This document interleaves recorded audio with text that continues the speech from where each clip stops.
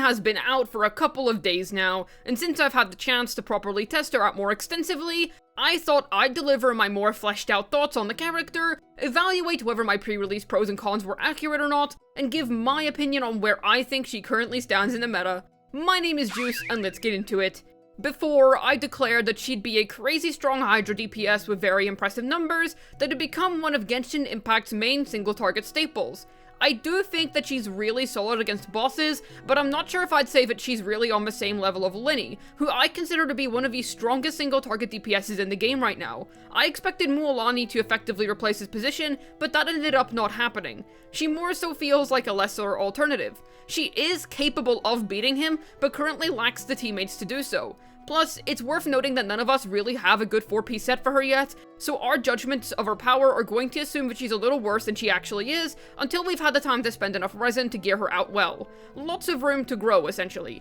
I do want to point out that she feels like this before the Pyro Archon. Once Ika comes out, things could totally change, and Mualani could become one of the strongest single-target DPSs all of a sudden. For the record, I still think she's extremely powerful, just not a top 3 DPS like I thought she'd be. I will say that there's pretty much no comparison for her playstyle. It's wonderfully unique, and if you're looking for something fresh and new, Mualani will definitely provide that to you. It also helps that she utilizes burn vape teams better than any other unit in the game currently can, and she utilizes super unique teammates. Her performance honestly feels very high value considering that she isn't using overly contested teammates. Being a powerful vape DPS when using random units such as Candice is indeed highly commendable. I do think she's good. Not horrendous, not game-breakingly, earth-shatteringly amazing, not mid. As it currently stands, she is good. One large point of praise that I gave Mualani was how unconventional her potential team options are. That's definitely clear in the recent video I made about bad characters who got buffed in Notlan.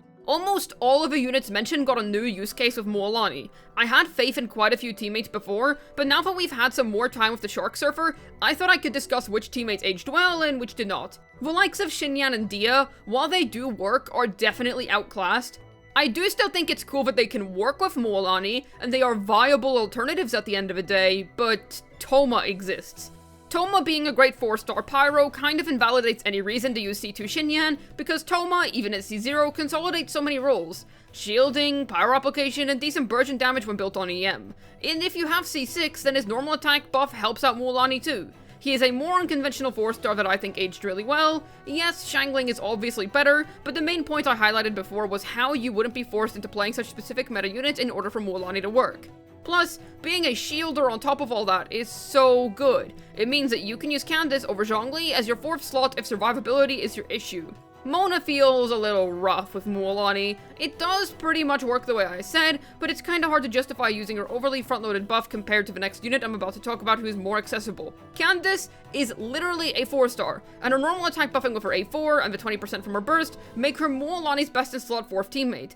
I've heard of some folks being somewhat hesitant to declare this, but anytime I ask for a better alternative over Candice, there is oftentimes no answer. Plus, Hydro Resonance when both Candice and Mualani benefit from HP percent is pretty neat. You could argue that Kachina is a better 4th slot, but Hydro Res plus plenty of NA percent is hard to pass up in my opinion. And yes, the mainstays that you'd expect to be good, like Nahida and Zhongli, are obviously great with her. Kazuha feels worse than I expected, since his VV uptime is a bit awkward to upkeep with Mualani, but that may just be me. Let me know down below in the comments if you find Kazuha easier to play in your experience. I will say that Emily is better for Mualani than I honestly expected. I knew she'd be good, don't get me wrong, but I expected Nahida to cook her in terms of team value because of her EM buffing A1. And if there's one thing that Mualani likes, it's EM. And in single target scenarios, that is indeed the case. But in multi-wave, not so much. Nahida constantly has to reapply her marks when new enemies spawn in, which can be kinda jank when fit into your rotation. Emily doesn't have this problem. Her perfume bottle will keep sprouting Dendro regardless, and the uptime on the perfume bottle is pretty long. So, as many of us expected, Emily is indeed getting her time in the spotlight within Notlan. Kachina also doesn't work that badly with her. I've already drilled, into every regular viewer of mine's head by this point that Kachina is a Cinder City loving fiend. Mualani can easily apply Hydro for Kachina to crystallize, as the Shark Surfer is a catalyst, and Cinder City has a pretty long uptime, so it lasts for most of the rotation. Good stuff, worth a spin. I'd say I was mostly accurate with Mualani's teammates, but I think Xinyan and Mona aren't all that spicy for her. I'll elaborate further on what I think of Mualani's teammates in a future video, as I want to have a little more time with them all first, and I want to make sure that I don't miss out on any potentially new teammate discoveries. I said before that Mualani would be great for free-to-plays, while having incredible vertical investment. Yeah, pretty much.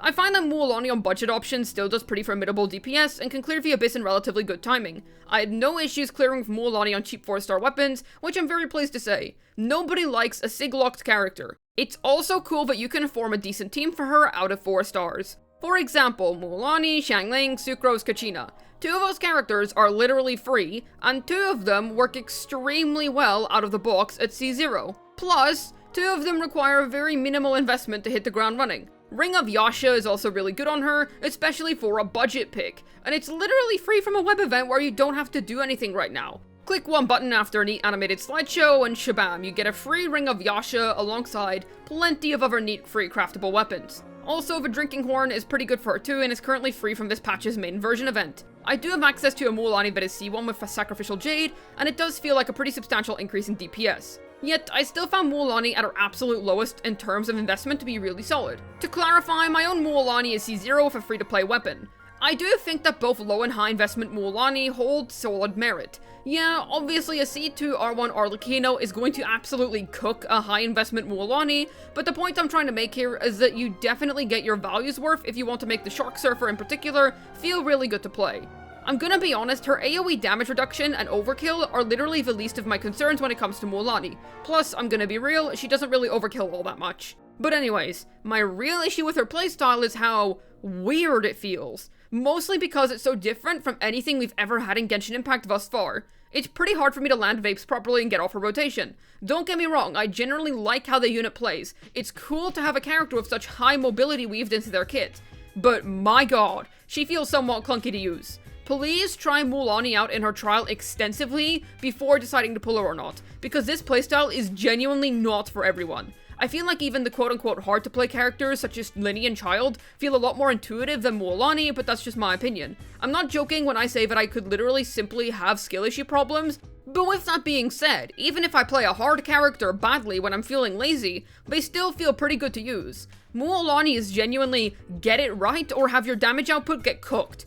Alas, let me know down below if you feel like I'm dramatizing a bit much. Funnily enough, exploration is unironically one of the main reasons that I pulled for this character. I didn't care much for her combat so much as I wanted to use her in the overworld, and my goodness, she delivers on that front. Especially when exploring the People of the Springs region, you can get away with never having to turn into a water dinosaur if you have Mualani, because there's enough Night Soul totems everywhere to keep you on your shark surfboard. I'll be honest, being a water dinosaur is cool anyway, so I still transform into it sometimes. But anyways, she moves around very quick, and the main meat of her kit is skill-based, or I suppose normal attack-based, but you get what I mean. You're not overkilling weak enemies to an insane degree like you would with burst-based units. I've never enjoyed characters like Raiden Shogun in the overworld, because that burst overkills in the overworld so hard. Also, on an irrelevant note, the purple chakra ring annoys me. So if you were wondering how she feels in the overworld, amazing dude. I barely have to transform into Saurians because of her. I also appreciate that she doesn't invalidate Farina's Jesus powers. She surfs conditionally and requires Night Soul in order to do so, while still providing a good speed boost to your travels in non-Notlan areas, even if they aren't her main specialty. That need for Night Soul balances out the fact that her water travel is a lot faster than Farina's, because our wonderful Lady Farina has the benefit of being able to do it permanently. Nice trade-off. Plus, the fast travel mode on her Shark is really neat for getting around quicker in the Springs area, not to mention how easy it is to farm her materials because of her Notlan item gathering passive.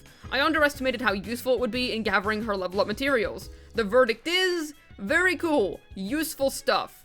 Then for what we've all been waiting for throughout this entire video, my more conclusive opinions on Mualani regarding her current position in the meta. I'd say that she's high A tier. She has too many playstyle issues at C0 to be anywhere near S tier, and I think that Nervalette is better with even less investment than her, alongside having a much less BS playstyle. It's much easier to access his DPS output, essentially. I cannot say the same for the Shark Surfer girl. I was pretty convinced at first that she'd be Nervalette power creep because of how new regions often tend to raise the bar when it comes to power level, but instead, she ended up feeling like a pretty solid and unique Hydra DPS that exists independently of Nervalette and his teams. Though unfortunately, they are still competing in the same category of Hydro Catalyst DPS, so Nerve's existence does negate Mualani's value to an extent. He set such high standards for this genre of DPS, and while Mualani absolutely plays in her own way with her own unique set of teammates, the Hydro Dragon still remains as the king of Genshin Impact's DPS meta.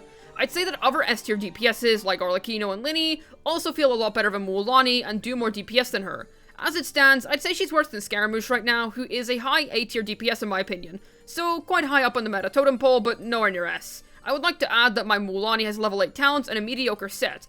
Plus, I still intend to level her talents higher, so my opinion of how strong she is most likely going to go up over time once I've been able to test out more properly geared Mualanis. A great pull that is by no means a must-have, with a super unique playstyle that I would say is not for everyone. I would like to point out that this is all before Movuika. If she is already this potent with her current teammates, then the likes of Movuika and other potential 5-star teammates in the future may turn Mualani into a potential contender for S tier. Alas, we will have to wait and see for now. I'd say pull Mualani after she gets all of her team buffs, if you're not sold by this point but would like to own her for future teams.